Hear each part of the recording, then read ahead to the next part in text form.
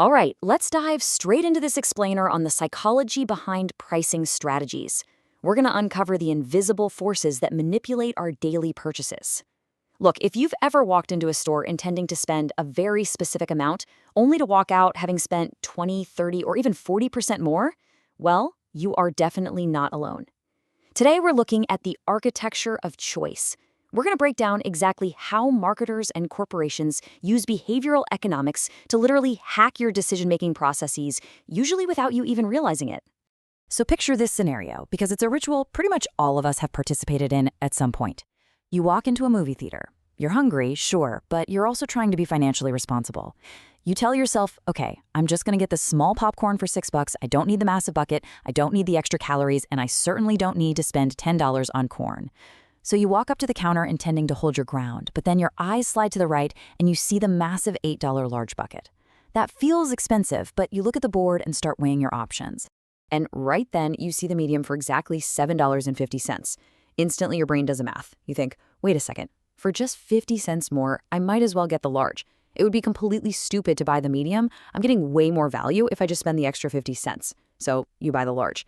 You walk away feeling like a savvy consumer who just gamed the system.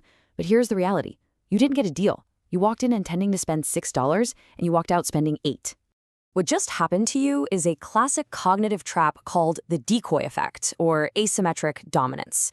Now, what's really fascinating here is that the theater never actually expected you to buy that medium popcorn. Not at all. It is a psychological weapon designed to make you upsell yourself. The medium exists for one reason and one reason only: to kill the small option. Think about it. Without the medium, you compare the $6 small to the $8 large and think, I'll just save $2. But the moment they introduce that decoy, the comparison shifts entirely. To really understand why this works so flawlessly on us, we have to look at how our brains process value. See, we are comparative creatures. We function a lot like Geiger counters, meaning we are honestly terrible at judging absolute value, and we rely almost entirely on relative value to make choices. If I showed you some obscure car engine part and asked you its absolute value, you'd probably have no idea. We only know what things are worth by comparing them to the things sitting right next to them. Marketers know that if they present a product in total isolation, you might deem it too expensive. But place it next to a deliberately terrible option, suddenly it looks like a total bargain. So why are we so incredibly susceptible to this? Well, it boils down to a few hardwired cognitive biases. First off, when we're faced with choice overload and a general uncertainty about a product's true worth, our brain desperately looks for a shortcut. The decoy provides an incredibly easy rationalization. More importantly, though, this triggers loss aversion. Marketers know that we hate losing way more than we love winning. When you see that medium popcorn, your brain interprets buying it as a loss, like you're leaving perceived value on the table. So they manufacture a scenario where the only way to avoid feeling ripped off is to spend more money. This concept brilliantly illustrates the findings of behavioral economist Dan Ariely. He noticed a genuinely fascinating pricing trap on the subscription page of The Economist magazine. It was an offer that seemed completely, utterly illogical on the surface. But when you view it through the lens of asymmetric dominance, it was an absolute masterclass in behavioral manipulation. So, The Economist was offering 3 options: a web-only plan for $59, a print-only plan for $125, and a web plus print combo for $125.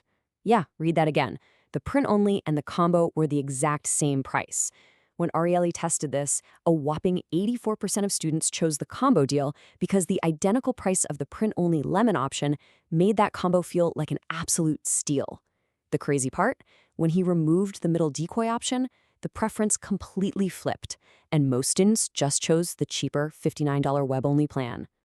Now, you might be wondering, okay, but does this only happen in controlled university experiments?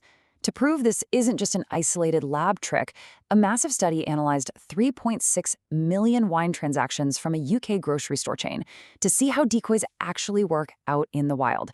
This is super crucial because real-world consumer choices usually involve looking at dozens of options, right? Not just 3 neat little boxes on a screen.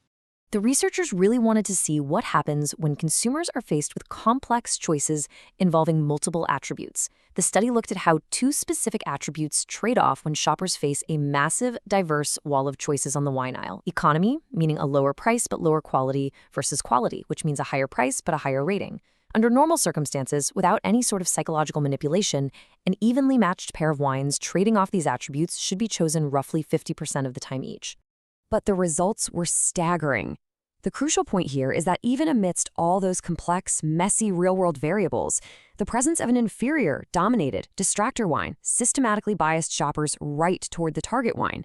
And it scales. The more distractor wines a target option dominated, the stronger the consumer bias toward that target. It's definitive proof that the attraction effect actively shapes our daily grocery habits.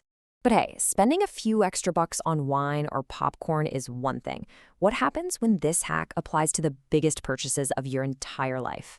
Imagine a real estate agent showing you House A for $500,000. It's nice. Then they show you House B, the decoy. It's also $500,000, but it needs a new roof and it's right on a loud, busy street. They don't ever expect you to buy House B. It's just there to reset your baseline. After seeing that dumpy House B, House A looks like a palace, which perfectly primes you to feel like the slightly more expensive House C at $525,000 is an absolute steal. Boom. You just spent an extra $25,000 because of a decoy. Let's pivot to the tech industry and see how this builds, because it's everywhere. Apple, for instance, is a grandmaster of this. Just look at their storage ladder pricing. The base model is 64 gigabytes for $400. You immediately think, that's not enough space. So you look at the mid-tier, 256 gigabytes for $550. Now that feels like a pretty steep jump, but right above it is the Pro model at $700. That awkwardly priced middle tier, it's designed to push you up the ladder until you walk out spending $700. It makes the massive leap to the Pro feel logical. You walked in wanting to spend $400 and you walk out spending $700, completely convinced it was the smartest choice. And Starbucks uses this exact same architecture of choice. A small coffee is $5, a medium is $5.50, and a large is $5.90. By deliberately shrinking the price gap between the medium and the large, they manufacture the illusion that the large is the absolute most economical choice. Your brain gets so laser-focused on that tiny 40-cent gap between the medium and the large, you completely ignore the fact that you originally only wanted to spend $5. This tiny bit of daily upsell leakage, it can drain hundreds of dollars a year right out of your wallet. We also see this literally everywhere in the digital world. Digital subscriptions, software as a service, or SaaS platforms, they build an entire maze to force you right into their target plan. You'll see a silver plan packed with garbage features. Yep, that's your decoy. Then you have the gold plan, naturally labeled most popular, painfully but acceptably priced. And finally, the platinum plan serves as the outrageously overpriced anchor just to make gold look reasonable. They make you feel like you made an autonomous choice, when in reality, you actually just walked down the only hallway they left open for you. Okay, so the big question, how do we fight back and keep our budgets intact? First, you have to spot the ugly brother. You need to actively identify the decoy option that is deliberately terrible. Naming the manipulation basically neutralizes it. Second, define your absolute needs before you ever look at a menu or a pricing page. Put your blinders on, figure out exactly what you need in total isolation, and absolutely refuse to let the bad third option change your mind about what you originally came to buy. And finally, you have got to conquer the unit cost fallacy. We are so obsessed with getting the best price per ounce or the best price per gigabyte, but remember this, you cannot bank price per ounce. You can only bank dollars. If you buy a large popcorn because it's technically a better value per ounce, but then you throw half of it away, or you buy a 256 gigabyte tablet but you only ever use 40 gigs, you didn't save money. You wasted it. You paid real cash for empty space and excess calories. As we wrap up this explainer, I want to leave you with one final thought. The decoy effect is everywhere. It acts as this hidden tax on your attention and your psychology. Corporations are literally betting millions that you will always choose the path of least psychological resistance, which is always the upsell.